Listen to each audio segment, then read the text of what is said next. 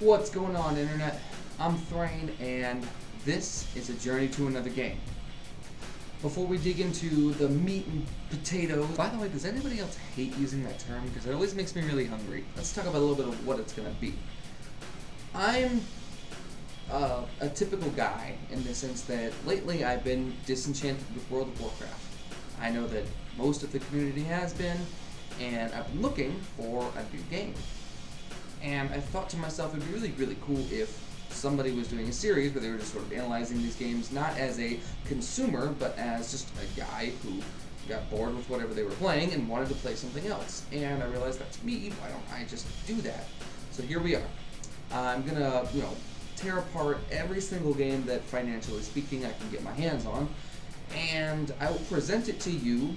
Not necessarily in just one section. I'll be bouncing back and forth between, or amongst, I should say, all sorts of different games, and giving you the perspective of, I'm just a guy who wants to find a new game to consume my time. The ultimate goal is finding a new, really, really fun game to do. And that will consist of games that are already out, and games that are coming up here in 2012 and beyond. The exciting thing about this series is that it doesn't necessarily have to end once we find the new game. Once we find a new game, hopefully, unless some sort of no, it's 2012. I probably shouldn't write the apocalypse out of the equation. Assuming the apocalypse doesn't happen, game companies are going to continue making games. So forever will I be here to provide you with the next game. Let's start with what we had this past year. This was a pretty good year for releases. I won't go into every single release that we had because there were a lot of them. I'll do some of the heavy hitters, and I'll explain the ones I tried out, the ones I didn't try out, and why they may or may not have grabbed me. So let's go ahead and start with Rift. Rift was the first time, at least in my experience of playing World of Warcraft, that I became aware of the phrase both WoW clone and WoW killer. Actually, I lied. Ion was the first time I heard the phrase WoW clone, but certainly not WoW killer. Rift, on the other hand, was definitely used as WoW clone and WoW killer. And in the beginning, it started to live up to both. WoW clone in the sense that most of what Rift did in its core came from WoW. This isn't to say that Rift didn't do some very, very innovative and very, very amazing things, but they started with WoW. They looked at WoW and said, how can we port that player base and bring it to our game comfortably? How can these players drop one subscription, pick up our subscription, and not feel like they're learning a whole new system? And that's what Rift did. And it worked to their advantage. At the beginning of the game, they were insanely popular. Caught everybody off guard. Blizzard was like, holy crap, this game is suddenly intense. Why? What are they doing right? Well, they were doing everything you used to do right before you screwed it up. To me, personally, that's what turned me off, was how akin to WoW it was. When I was trying out Rift for the first time, I was looking for something else. I was looking for a new experience because I've been playing WoW faithfully for years, and the game was starting to decline at that point. We were starting to catch drifts here and there, like maybe Blizzard no longer gives a flying crap of what they're doing. And that, of course, has been magnified ever so much lately by many people's opinions, from what I gather. But at this time, it was just beginning, and I was looking into Rift like, hey man, this game looks kind of cool. It's got some great visuals. I love the interworld action going on, the dynamic events. This could be really, really, really fun. And I honestly, when I tried out Rift, and actually, I'm going to diverge my point real quick to the devs of Rift. I really, really appreciated you guys releasing a free trial so quickly for your game. Even though I didn't end up playing it, it meant something to me that you guys cared enough, or at least had the decency enough to release the demo so I could try out your game instead of blowing my money, because honestly, ever since Ion, I've been kind of leery of that. Now, to be 100% honest, I didn't get past the starting zone. Like, seriously, and that's why I'm so glad that I didn't buy the game, is because I didn't like it. I couldn't get into it. It was so akin to World of Warcraft that I got to like level 5. I didn't get past the starting zone. I know that for sure.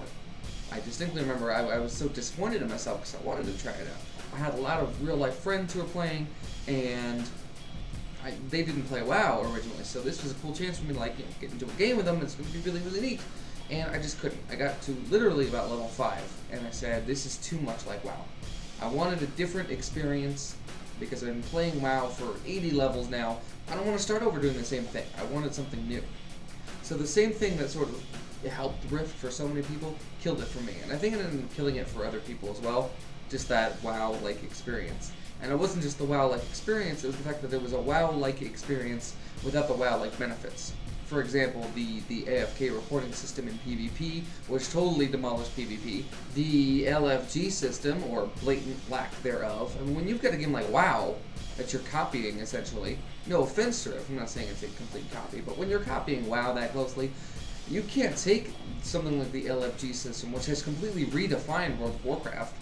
Literally, old school models from World of Warcraft, like Blackrock Depths and Alterac Valley, these things do not survive anymore now with the new queuing system because people just think they take too long. And you look at Wrath, you know, when Rift was really just starting to get going. In Wrath, we had these brand new 5-mans where, you know, Forge of Souls. Remember how fast Forge of Souls was? Do you remember how fast Halls of Reflection was? That was because the new LFG system was demanding that. People wanted to get in, out, and on with their lives. They didn't want to sit in a 3-hour Alterac Valley queue to play a 3.5-hour Alterac Valley game. They wanted to sit in a 3-minute Battleground queue and do a 15-minute Battleground. They wanted to sit in, you know, if you're a DPS, it's a bit longer, but for a tank, they wanted an instant queue. Tanks get instant queues in that game. Literally, if you're a tank, you hit the Q button and boom! And hell, lately you get extra frickin' bonuses for being able to queue instantly. Here, you get to never at all wait for whatever you're doing, plus have a statue of awesome stuff. Sweet. Why doesn't everybody level tanks? But yeah, you've got the complete and utter lack of these kind of imperative systems. And then you've got a complete sort of disregard, or at least not jumping the gun and being on top of things for endgame content. And that's when we run into the question, you'll hear me ask this a lot in this series, is why don't devs learn? Little things like, gee, maybe having some endgame content, it's kind of important, because people are going to grind through your game. No matter how hard you want people to say, yeah, the leveling experience in this is awesome. Rift's leveling experience, from everything I've heard, was awesome, but you get to the end game and there's nothing to do. Again, why don't devs learn? Going back to Ion. Ion was the same thing. The leveling wasn't super fun, but there was zero end game. There was nothing to do once you got done. It's like, you pretty much beat the game, and you're not supposed to beat an MMO. So it's clearly flawed when they do that. You guys need to release it with endgame. You guys need to release it with these systems in place. If things are buggy, that's one thing. You're testing it out in beta, and beta is only a select number of people. Not a lot of people join beta. Not a lot of people get on test servers. So you don't know the impact that any of these bugs are going to have until you really get into a live situation where you have, instead of a couple hundred, you have a couple 100,000. You know, maybe upwards of 1 million or 2. Playing your game at the same time in a live setting. That's when the bugs come out, and the bugs are expected. But just blatantly not having your game up to snuff, I don't know why this is still happening. I don't understand it. And that, to me, between that and being much too alike WoW, is what turned me off of Rift. The good news is, as part of this series, I will be going back to Rift to try it out again. And we will be breaking it down bit by bit. So moving on to our second title that I wanted to discuss from this year, DC Universe. This game, I swear it was so underrated. And it was not unlike Rift without its fair share of problems. The questing in that game was kind of difficult because until somewhat down the line, honestly, their quest tracker was just bananas. It was so hard to physically navigate it. It was like this weird sidebar system that didn't have any kind of sorting, and literally quests would just appear. They would just insert themselves into your quest log, which was cool in some cases. Like if you were rolling down the street and you ran into a mob and you killed the mob, and it was for a quest, then it would automatically put you on that quest. Cool. But then there were these other quests that, if you were in a certain area or if you were for a certain level, it would just pop these quests in there. And you have no idea where they came from, and it doesn't alert you really. So you just happen to check your quest log at one point, and you're like, I suddenly have seriously 15 quests that I don't know where they came from. I don't know where to turn them in or do them. It was bananas. It was very, very difficult. But aside from all that, it was such a unique style of gameplay, and there were so many things in there. Again, that WoW, cannibalized. That it didn't so much take from WoW as WoW took from it. There were things I didn't mention in Rift that I'll get back to that WoW stole. They're pretty obvious. But the big thing that I will say, I think sparked in WoW from DC Universe was transmogrification. And DC Universe was not the first game to ever do that. Not at all. Where you could look a certain way while having gear that had whatever stats. You could change the look without changing the actual piece of gear. But DC Universe's system for it was extremely, extremely well executed. You just picked up these things called styles, and that was on top of picking up gear. So every gear would have a certain style, but you could also just pick up the styles, and they would just add themselves to your wardrobe. You didn't have to go to a vendor. You could just on the fly, hit the button, and it would take you to your little dressing room, and you could fit it with whatever styles you had picked up in the game so far. And this ranged every head slot.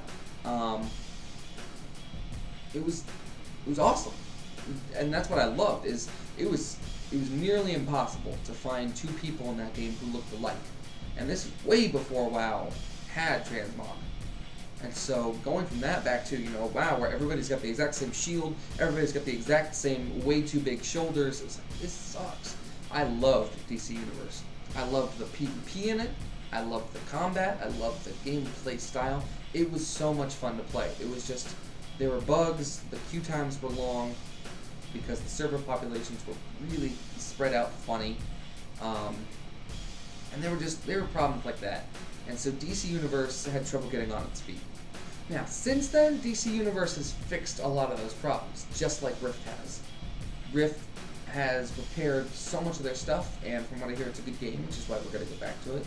DC Universe, it's the same thing. And if you have been watching my stream for the past couple nights, I've been leveling a new character in DC Universe because it's so much fun to play, and they fixed the quest log. They had a big deal, actually, while I was still playing, where they turned everything into mega servers. I wish WoW would do this, but it would kill WoW of so much of their server transfer money, so don't ever expect this to happen. But DC Universe just combined all of their servers into mega servers, and you were on either the PvP or the PvE server for either PC or PS3, and there was just 4 total servers. And it worked so perfectly because suddenly you had no queue times. People were everywhere, and people were really happy to see each other, and there was there was camaraderie from, oh, I used to hang on this server, and you got these little badges to represent what server you came from. And it was a really cool ordeal, and I think it was executed very, very well, and it did a lot for the game. And like I said, the quest tracker got fixed up a lot. The quest log itself, like the interface is different now. It's much more organized, and you can sort them by zone, level, difficulty, all these things. It's very well done. It's very well put together again. And so I'm now that, especially now that it's free to play, which is awesome. Again, great move. They have different tiers of payment, which we'll go into. But I'm loving DC Universe right now. I think that it is totally being overlooked and totally underrated, and if people knew what they were missing in this game, it would be a lot more popular. So I'm hoping to bring a lot of that to light. DC Universe is going to be a lot of fun. It may or may not win the next game because it's already a little bit dated. It had troubles. I don't know if it can have the staying power to be the next game. Same with Rift, because they're just sort of, can you get it back up? Can they? If they ran a marketing campaign, I think they could pick it back up, but I doubt they're going to. Now, after I first canceled my WoW account, there was one game in particular that I'd always heard about and I'd never tried, so it was the first thing that I I went to, even before I had the idea for this series. It was the first game where I was like, man, I'm going to try this out because I've heard it's really, really good. If you haven't guessed what it is League of Legends. I know a lot of people, especially in the PvP communities of every game, hate League of Legends. I don't know why. Maybe they don't even hate it, they just don't treat it with respect. I hear so much, you know, out of the side of your mouth bashing about this game, but yeah, dude, this game is fun. It's fun and it's free. So, free plus PvP that's enjoyable is, in my book, A-okay. And I see nothing wrong with this game so far. Well, that's just a couple things wrong with this game, but it's extremely well put together. And I know that it didn't come out this year, but in this past year, its popularity has just snowballed. It's up to something ridiculous now worldwide. It's like 32 million players or something. It's something bananaramas. It's way up there. They have a lot of people.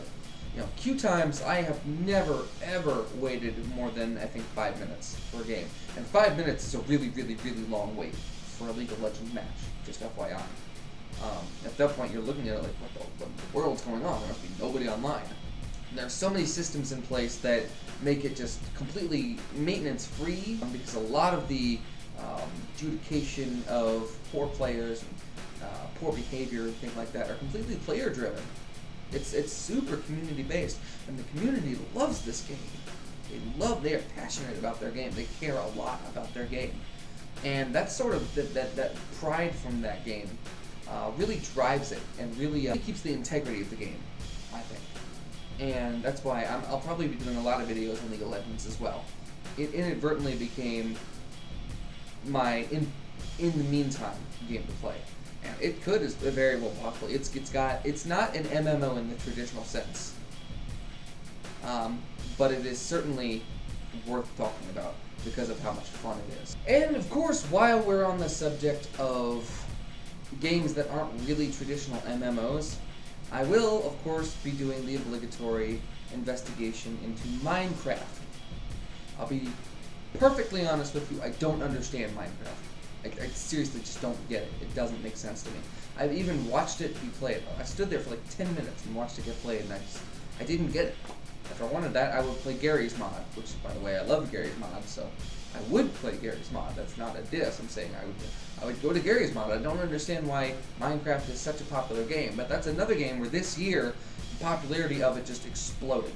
It didn't come out this year, but for some reason in 2011, I should say last year because it is no longer this year, last year in 2011, it just went nuts with the player base. And I think what I don't get is why it's fun. There's no real point to it. One of my friends said that we were talking about leaving WoW, and I was saying, oh, I left WoW, you know, kind of for League of Legends. I didn't really leave it for League of Legends, but I left WoW and picked up League of Legends. And my friend told me I left WoW for Minecraft, and that really made me mad. That's like, oh, I left WoW for my box of Connects. Yeah, no, you didn't. You didn't leave WoW for a half multiplayer The Sims. By the way, why isn't there a Sims MMO? That would be awesome. But Minecraft, I don't get it. I don't get it, so we're going to do an investigation, if for no other reason than just to figure it out. Like, that's a puzzle I need to put together. It's driving me mad. So, to sum up, I don't know why I got that accent all this. Seriously, it snuck through the door when you weren't looking, and it attacked me, that accent. Please, if you see that accent, stop it.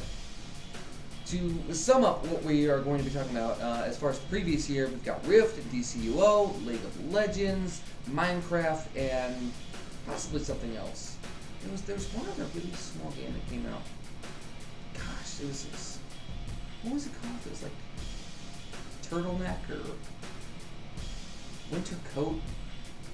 I don't know. It was some sort of you know, warm garment apparel sounding game. Oh, right!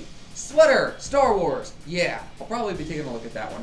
I'm not going to go too far into detail because it's been out for like, what, 3 weeks now, if that even. I actually had beta access to Star Wars, and I couldn't ever get the game to install. So that kind of took it down a few notches. I was like, if your beta installer doesn't even work, that's a bad sign for your game, in my book. It's worked for many other people, and it seems to be doing fairly well. So we were gonna give it a go again, but as of right now, it stands in my book as this thing sucks. It doesn't even work. It's broke. Now, with all of these awesome games that came out last year and built up their popularity, especially the ones that had their own subscriptions, the ever-pressing question is, what has this done to good old World of Warcraft? That guy. What happened to you, Mr. Deathwing? And as a matter of fact, what did you do to the game itself? You broke it! You suck, Deathwing. Why are you on my wall? Because honestly, I couldn't find my Arthas poster. I have an Arthas poster, and it is somewhere lost in the bowels of that closet right there. That's a closet. And the question of why it's so serious is because that closet is super serious. So we're stuck with Deathwing. But the main question is, what has this done to WoW? And what has WoW done to itself?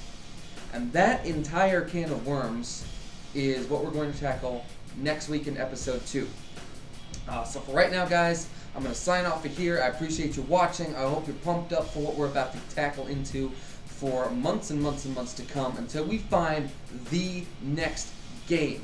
Until then, keep watching my streams. Keep following me on Twitter @ThrainSD, or you can check me out on Facebook, ThrainSD as well. I try to keep it pretty consistent. Or just subscribe to this YouTube, but preferably do all 3. That way you can stay in touch with me, keep up on what's going on. Much love to you guys. Peace out, Internet.